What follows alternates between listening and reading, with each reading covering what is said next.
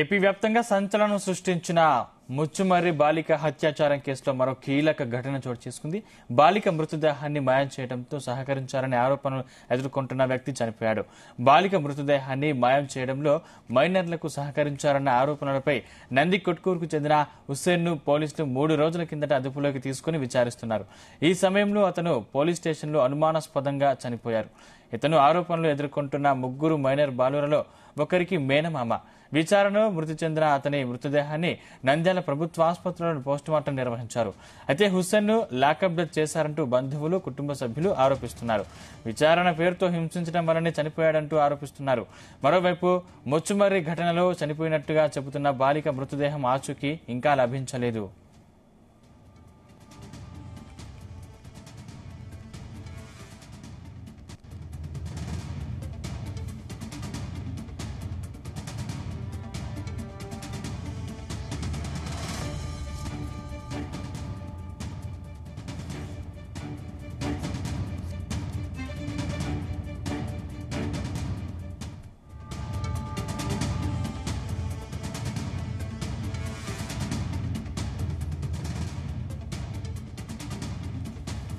AP వ్యాప్తంగా సంచలనం సృష్టించిన ముచ్చుమర్రి బాలిక హత్యాచారం కేసులో మరో కీలక ఘటన చోటు చేసుకుంది.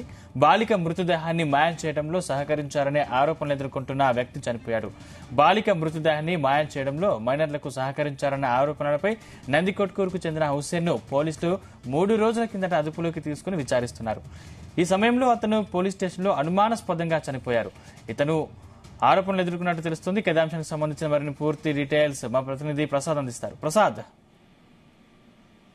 సందీప్, గత కొద్ది రోజుల నుంచి నంద్యాల జిల్లా ముచ్చుమర్రి గ్రామంలో 8 ఏళ్ల బాలికను అత్యాచారం చేసి తర్వాత హత్య చేసిన సంఘటన అందరినీ భయభ్రాంతులు గురిచేసింది. అయితే ఈ కేసులో రోజుకు ఒక ట్విస్ట్ బయటపడుతూనే ఉంది. ఎందుకంటే బాలిక మిస్సింగ్ కేసులో పోలీసులు నిర్లక్ష్యం వహించారని కొంతమంది పోలీసు అధికారులను కూడా ప్రభుత్వం సస్పెన్షన్ చేసింది. ముచ్చుమర్రి బాలిక కుటుంబాన్ని మంత్రులు పరామర్శించి బాలిక తల్లిదండ్రులు కూడా ఓదార్చి 10 లక్షల రూపాయల చెక్కులు కూడా నిన్న అందించారు. అయితే సొంతింటి నిర్మాణం, పిల్లలు గురుకుల పాఠశాలకు అవకాశం కల్పిస్తామని కూడా వారు మంత్రులు తెలియజేశారు.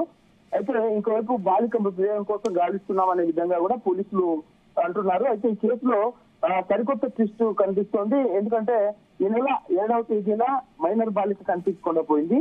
అత్యాచారం చేసి హత్య చేసినట్లుగా పోలీసులు అయితే కేసులు నమోదు చేసి విచారణ చేపడుతున్నారు. మొదట మృతదేహాన్ని పూడ్చిపెట్టారని, ఆ తర్వాత కెనాల్ గట్టుపై పడేశారని వారు తెలియజేస్తున్నారు. ఇలా అనేక విషయాలు చెప్పినప్పటికీ కూడా చాలా మంది ప్రజలు నిందితులపై కఠిన శిక్షలు విధించాలంటూ ఇప్పుడు నిరసనలు, ర్యాలీలు, ధర్నాలు చేస్తున్నారు. తాజాగా ఇప్పుడు నంద్యాలలో హుస్సేన్ అనే వ్యక్తి మరణించడం ఇప్పుడు పలు అనుమానాలకు తావిస్తోంది. ఎందుకంటే హుస్సేన్ లాకప్ డెత్ చేశారా లేకపోతే ఎలా చనిపోయారు అనేది అనుమానాస్పదంగా ఉందని చెప్పి అనుమానాలు వ్యక్తం అవుతున్నాయి. నిన్న చోటు చేసుకున్న ఈ ఉదంతం నంద్యాల జిల్లాలో కలకలం రేపింది. అయితే ఆ నిందితుడు తప్పించుకునే క్రమంలో అనారోగ్యానికి గురై నిందితుడు చనిపోయారని పోలీసులు చెబుతున్నారు. ఈ పదిడాల మండలం ముచ్చుమర్రి పోలీస్ స్టేషన్ పరిధిలోని ఓ గ్రామంలో ఈ బాలికలను 3 బాలురు అత్యాచారం చేసి మృతదేహాన్ని మాయం చేశారని ఆరోపణలున్నాయి. అయితే ఈ 3 బాలులను వారిలో ఒకరి తండ్రి, పెదనాన్నను పోలీసులు అరెస్ట్ చేసి ఇప్పటికే రిమాండ్కు తరలించారు.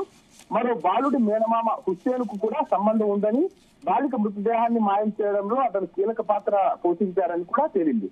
పోలీసులు 3 రోజుల కిందట ఆయన్ను అదుపులోకి తీసుకున్నారు. మిడుతూరులోని ఓ రహస్య ప్రాంతంలో హుస్సేన్ విచారించినట్లుగా కూడా సమాచారం. ఆ తర్వాత నంద్యాలలోని సిసిఎస్ పోలీస్ స్టేషన్ కు తీసుకొచ్చినట్లుగా కూడా తెలుస్తోంది. అక్కడ నిన్న ఉదయం విచారణ చేస్తుండగా హుస్సేన్ గుండెపోటుతో కుప్పకొలడంతో పోలీసులు నంద్యాలలోని ప్రభుత్వ ఆసుపత్రికి తరలించారు. హుస్సేన్ వెంట 2 వ్యక్తులను తోడుగా కూడా పంపారు. అయితే ఆసుపత్రికి తీసుకొచ్చే లోపలే ఆయన చనిపోయారని వైద్యులు 8 గంటల 45 నిమిషాలకు ధృవీకరించారు. హుస్సేన్ తీసుకెళ్లిన వ్యక్తులు ఆసుపత్రి నుంచి కూడా వెళ్లిపోయారు. అయితే ఈ బాలిక హత్య కేసు దర్యాప్తులో నిర్లక్ష్యం వహించారన్న ఆరోపణలతో ఇప్పటికే సిఐ విజయభాస్కర్, ఎస్ఐ జయశేఖర్లను డీఐజీ సస్పెండ్ చేశారు. ప్రస్తుతం హుస్సేన్ మృతికి సంబంధించి 2 సిఐలు, 2 ఎస్ఐలు బాధ్యులన్న ఆరోపణలు కూడా వెల్లువెత్తుతున్నాయి.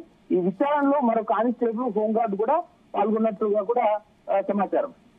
అయితే పోలీసుల నుంచి తప్పించుకునే ప్రయత్నంలో అనారోగ్య సమస్యతో హుస్సేన్ మృతి చెందినట్లు ఎస్పీ ఆదిరాజ్ సింగ్ రాణా నిన్న మీడియా సమావేశంలో తెలిపారు.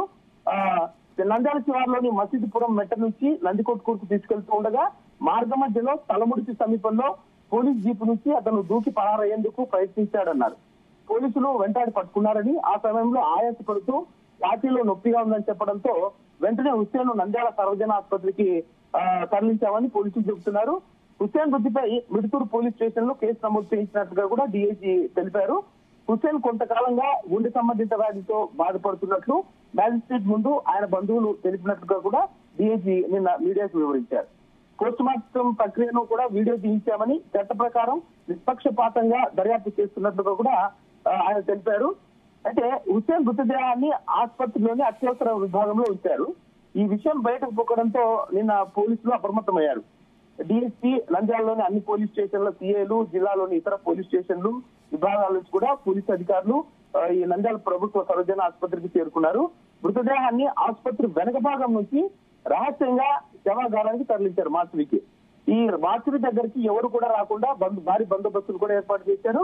అయితే మొత్తం ఏవైతే ఈ ఇంక్వెస్ట్ అంటే శవ పరీక్షలు పూర్తయ్యాక సాయంత్రం 6 గంటలకు మృతదేహాన్ని ముచ్చుమరికి ఓ వాహనంలో పంపారు.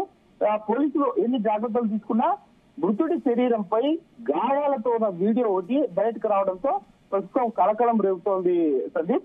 ఎందుకంటే హుస్సేన్ బంధువులను పిలిపించి రహస్యంగా పంచనామా నిర్వహించి శవ పరీక్షలు పూర్తి చేయించారని, పోలీసుల ఒత్తిడితోనే వారు ఈ శవాగారం దగ్గరకు రాకుండా రెండో పట్టణ పోలీస్ స్టేషన్ దగ్గరే ఉన్నారనే ప్రచారం కూడా సాగుతోంది. హుస్సేన్ స్వస్థలం ముచ్చుమర్రి. అయితే 4 ఏళ్లుగా నందికొట్కూరులో అంటే బాలిక హత్య కేసులో మొత్తం ఎంత మందిని పోలీసులు అరెస్ట్ చేశారు? ఈ రిపోర్ట్స్ ఎప్పుడు బయటకు వచ్చే అవకాశం ఉంది? ప్రస్తుతం అయితే బాలిక హత్య కేసులో 4గురిని అరెస్ట్ చేసినట్లు మనకు తెలుస్తోంది సందీప్. ఎందుకంటే ఇప్పుడు ఈయనని అంటే ఎవరైతే ఈ హుస్సేన్ అనే వ్యక్తి ఉన్నాడో అతన్ని కూడా ముద్దాయిగా చేర్చి ఇతను కూడా అంటే ఈ బాలిక మృతదేహాన్ని మాయం చేసిన కేసులో కీలక వ్యక్తి అనే ఉద్దేశంతో కూడా ఇతన్ని అరెస్ట్ చేసి వారు విచారిస్తున్నారు. అయితే ఈ విచారణలోనే ఇతను మృతి చెందడం ఇప్పుడు కలకలం రేగుతోంది. వీరందరినీ కూడా ఇంకా మరో 3గురిని ప్రస్తుతం పోలీసులు అదుపులోకి తీసుకుని విచారిస్తున్నట్టు కూడా మనకు తెలుస్తుంది. ఇప్పటికైతే బాలిక శవం కోసం ఇంకా ముచ్చుమరిలో గాలింపు చర్యలు సాగుతూనే ఉన్నాయి సందీప్.